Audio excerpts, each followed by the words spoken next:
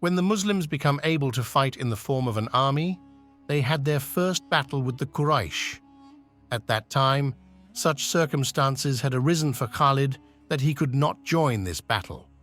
He was very sorry for that.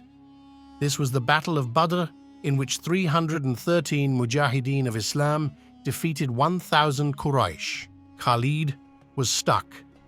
But that day, when he was lying in this oasis, he thought how 313 had defeated 1,000.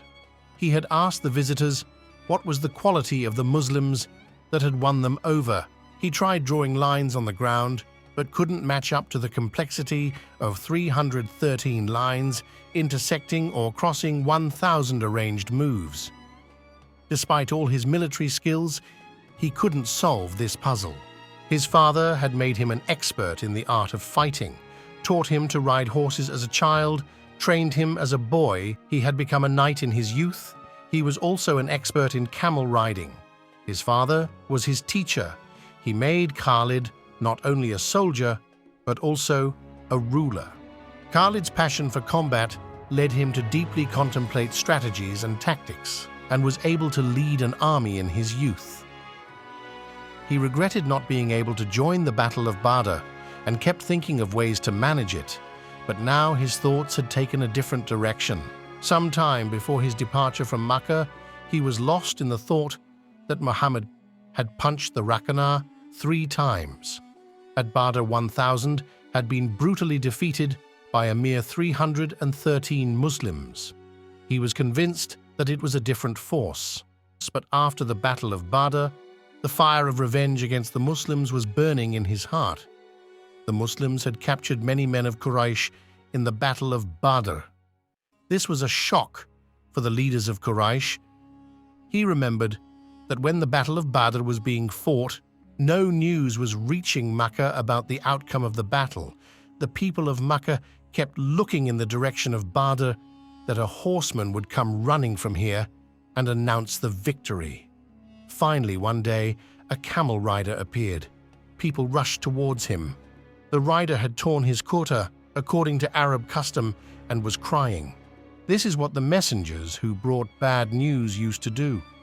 When he reached among the people, he told them while crying that the people of Quraysh had been badly defeated, whose dear relatives went to fight. They used to go ahead of each other and ask about them whether they were alive, injured, or killed. Among those killed, 17 people belonged to Khalid's tribe. Banu Makhzum were closely related to Khalid by blood. Abu Jahl was also killed. Khalid's brother, named Walid, became a prisoner of war. Abu Sufyan, who was the chief of the Quraysh chiefs, and his wife Hind were also present. "Tell me something about my father and my uncle, O war reporter," Hind asked. He said, "Your father Utbah was killed by Hamza and Ali. Your uncle Sheba was slaughtered by Hamza alone, while your son Hanzila was killed by Ali." Hind, the wife of Abu Sufyan, first cursed Ali and Hamza in a loud voice and then spoke, "I will avenge the blood of my father and my uncle and my son." Abu Sufyan was silent. Khalid's blood was burning in anger. 70 men of Quraysh were killed, and those who were made prisoners of war by Muslims were also 70. Total, 140 people had gone. A half of them were in custody of Muslims. Khalid quickly untied the tethered horse's reins, grabbed the bridle, and with a firm tug, mounted the horse and rode away. He resumed his journey to Medina, that had become the center of the preaching of Islam. In his mind, the words of Hind were still circling. She had grabbed her husband Abu Sufyan by the collar and had said, "I can forget my father and uncle, but should I forget my beloved son, Hanzla, too? How can a mother forget her son? I will not spare Muhammad the blood of my son." Blood welled up in her eyes, and she said, "This battle is caused by Muhammad. I will not spare Hamza and Ali too. They are the killers of my father, my uncle, and my son. My blood can only be warmed by the killing of my son's killers." Abu Sufyan said, "I have become responsible for the blood of my son. The first thing I will do is to prepare a great army against Muhammad and leave him unable to fight in the future." The famous historian and chronicler Waqti writes that the next day Abu Sufyan called all the chiefs. A large number of them were those who could not participate in the Battle of Badr for any reason, and each of them had a loved one killed in that battle, all gathered with the intention of revenge. "Do I need to talk more?" Abu Sufyan said. "My own young son has been killed. If I don't take revenge, I have no right to live." Everyone spoke the same. They all agreed that now they should seek retribution for this humiliating defeat by causing more bloodshed of the Muslims. "But now no man will sit at home," Khalid said. "We faced the shameful defeat earlier because all the leaders stayed at home, and those children we sent to Badr, they didn't know the honor of the Quraysh. Didn't my father also think about the greatness of Quraysh?"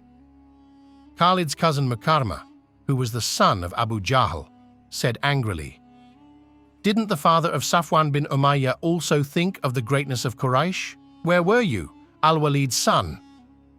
"We are not gathered here to fight each other," Abu Sufyan said. "Khalid shouldn't have said something that made anyone feel disrespected." "None of us is honorable," said Khalid. "All of us will be dishonored until we destroy Muhammad and his disciples forever. By the sword of mine, the heat of my blood is burning my eyes. Only the blood of Muslims can cool the blood of mine." Looking in the eyes of chiefs of Quraysh, Khalid said, "Keep it in your minds now. All the chiefs will be ahead, and I know where I'm supposed to be in the battlefield. If the chief has given me an order that will harm us, then I will not obey such an order." They all unanimously appointed Abu Sufyan as their chief. One day before the Battle of Badr, a big caravan of Makkah, in which each family of Makkah had contributed, had reached Makkah. It had come back from Palestine and was loaded with precious gifts and goods. The value of the caravan was 50,000 dinars. It was headed by Abu Sufyan, who made a profit of 50,000 dinars. The caravan had to pass by Medina. Prophet Muhammad planned to arrest the whole caravan and surrounded the caravan at one point. By taking the advantages of the land, Abu Sufyan came through zigzags and avoided the attack. The caravan had reached Makkah safely. Khalid's horse was galloping towards Medina, but Khalid's mind was traveling backwards. He could hear every single word spoken by the Quraysh. "If you have given me your chieftainship, you must abide by my every decision," Abu Sufyan said. "My first decision is that I have not yet distributed the 50,000 dinar profit to everyone. I will not share that. It will be used in a decisive battle against the Muslims."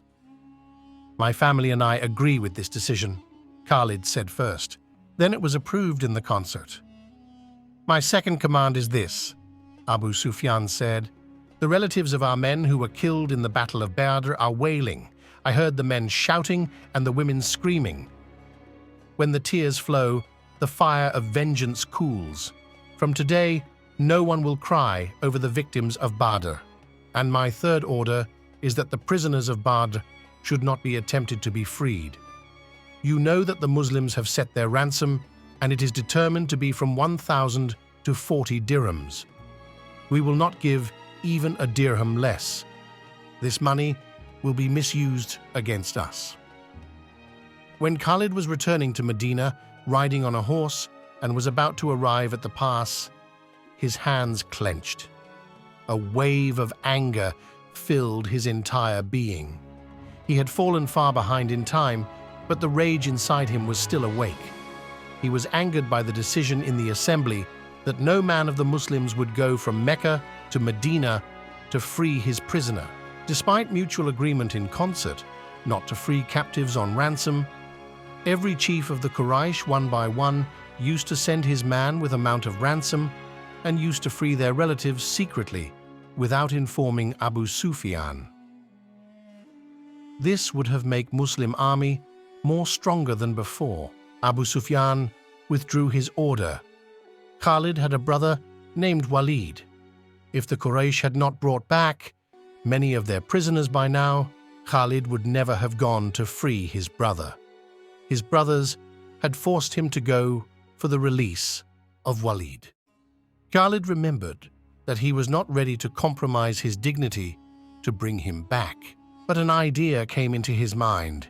The idea was that he wanted to judge the messenger and his followers closely.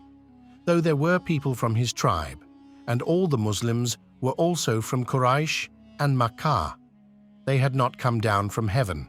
They were not so brave and courageous that they could defeat 1,000 in 300. But now, what kind of power has come into them that they are humiliating us and determining the values of our people? I will see Muhammad carefully, Khalid thought, and he took his brother Hisham with him and went to Medina. He had tied 4,000 dirhams with him. He knew that the ransom of the son of the chief of the Maxim tribe would not be less than 4,000 dirhams, and so it happened. He went to the Muslims and took the name of his brother, then a Muslim who was engaged in the release of prisoners and collecting ransom told him to pay 4,000 dirhams. We want some concessions in the ransom, Khalid's brother Hisham said. You people are ultimately one of us. Think of some old relationships. No, not at all. We are not amongst you now, the Muslims said. We are bound by the command of Allah's messenger. Can we talk to your messenger of Allah? Hisham asked. Hisham, Khalid said emphatically. I have sacrificed my dignity over my brother, but you brought me along. Give as much as they ask. We will not beg for mercy in front of Muhammad. He threw a bag full of dirhams in front of the Muslims. Count and release our brother. When the demanded money had been collected, Walid was handed over to Khalid and Hisham. The three brothers departed promptly from Mecca at that time. Due to request of his brother for concession, Khalid had to change his mind. Response of the Muslim in charge had heated up the blood of Khalid. How dare you to be rude so? You have become arrogant upon winning one battle. If it were up to me, I would have slit your throat right there, Khalid muttered. On the way to Makkah, both brothers asked Walid what was the reason for their defeat. They did not expect that Walid, who was a young man, would tell them about the goods and bads of Muslim military strategies according to the ways of warfare. In response, Walid didn't say anything. His style was strange. There was a smile on his lips, as if some mysterious effect was on it. Tell us something, Khalid asked him again. We have to take revenge for our defeat. All the chiefs of the Quraysh are preparing for the next war. We are also gathering the surrounding tribes, and they have started gathering in Makkah, Khalid ibn Walid said. Unite all the Arabs. Walid broke the silence. You will not be able to defeat the Muslims. I can't say whether there is magic in Muhammad or something else, but I did not dislike them, even though I was their prisoner. Then you are traitors to your tribe, Hisham shouted. Whether you are traitors or their magic has affected you. That Jewish soothsayer was right, that Muhammad has no new belief. He only had magic in his hands, otherwise there were no losers in Badr, Khalid said. Walid was not listening to them. He was lost in thought. A smile was on his lips, and he kept looking back towards Medina. Some distance from Medina, there used to be a place called Dhul Hulayfa. The three brothers reached there, and it was deep night. They stayed there for the night. When they woke up in the morning, Walid was missing. His horse was not there either. Khalid and Hisham came to the conclusion, after thinking that Walid had returned to Medina, they saw that there was an effect on him. This effect could only be of the Muslims. The two brothers came to Mecca. A few days later, a news reached Makkah that Khalid ibn al-Walid accepted Muhammad's religion. Historians write that Walid bin al-Walid remained side by side the Messenger of Allah, and later he earned a big name in wars against the disbelievers. Khalid was very angry at this time. On the one hand, his brother had gone, and on the other hand, 4,000 dirhams were gone. Since there was a bloody enmity between the Quraysh and the Muslims did not return this amount. The second reason for not returning the money was that Walid had informed the Messenger of Allah that the Quraysh are preparing against the Muslims, and for this purpose they have collected a huge amount of money in dinars and dirhams. Khalid was going towards Medina. A mountain began to appear on the horizon. Khalid knew what it was. It was Mount Uhud, which is 4 miles north of Medina. At that time, Khalid was going on a long and somewhat high sandy ridge. Khalid's lips murmured, and he began to hear his horn. The noise and clamor of a bloody war and the voices of hundreds of horses and swords clashing began to be heard. In his mind, Khalid was restless to fight this war, and he fought this war. The Quraysh had assembled an army in Makkah to attack Medina. The total count was 3,000, including 700 donned armor, wearing protective gear such as metal plates for defense in the battle. 200 cavalrymen were there, along with provisions and war equipment loaded on 3,000 camels. Khalid remembered his joy upon seeing this army, reminiscent of a similar event a day before. The time for battle arrangements had arrived. The leader of this army was Abu Sufyan, and Khalid was the commander of a portion of it. His sister was also accompanying this army, along with 14 other women, including Hind, the wife of Abu Sufyan, and the wives of Amr ibn al-As, and the rest were singing women, with musical instruments such as drums and tambourines. These women's role in war was to boost the morale of the soldiers through songs and keep alive the memory of those who died in the Battle of Badr. Khalid remembered an Abyssinian from Africa named Washi bin Harb, who was once a slave of Jubair bin Mut'im, a leader of the Quraysh. He was tall, black, and strong, famed for his spear-throwing skills. He had an African spear, and his African name was different. He had received the name Wahshi from Jubair bin Mut'im due to his prowess in battle. Just a while ago, Jubair bin Mut'im asked him, "I want revenge for my uncle's blood. Maybe I won't get a chance. If you kill Hamza, I'll set you free." "Will Hamza be killed by my spear or his own?" Washi bin Harb said. His owner sent him to go alongside the women. This Ethiopian slave headed towards where women were riding. "Oh, Wazma!" a woman called out. Wazma was another name for Washi bin Harb. He stopped. He saw that Hind, Abu Sufyan's wife, was calling him. He went near her. "Oh, Wazma," Hind said. "Do not be surprised. I have summoned you. My heart is burning with the fire of revenge. Calm my heart." "Order, lady," the slave said. "I'll even give my life at your husband's command."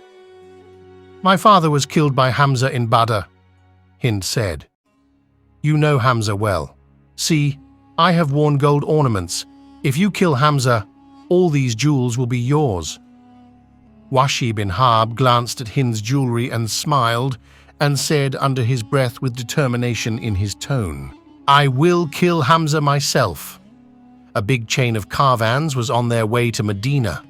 All the residents of Makkah, including Jews, who were hidden enemies of Prophet and Islam, had gathered in a field in a suburban area of Mecca to bid farewell to the caravan. They had children and women with them. All people, especially the Jews, were very happy. This caravan, comprising 3,000 warriors, was departing from Makkah with great honor and dignity. The women, accompanied with the caravan, whose duty was cooking, mealing, nursing, and uplifting the spirit of the warriors, had adorned themselves beautifully. They were singing an anthem loudly. Drums were beating. Although the scene was no less than a grand procession, the intense anger on the faces of the warriors and leaders of the Quraysh presented a different picture.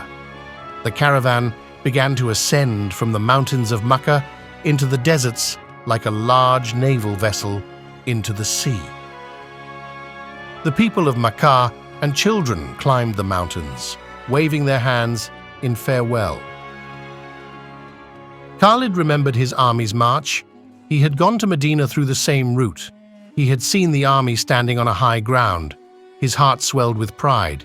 He felt pity for the Muslims of Medina, but this pity also brought him joy. It was the enmity of blood. It was a matter of his honor.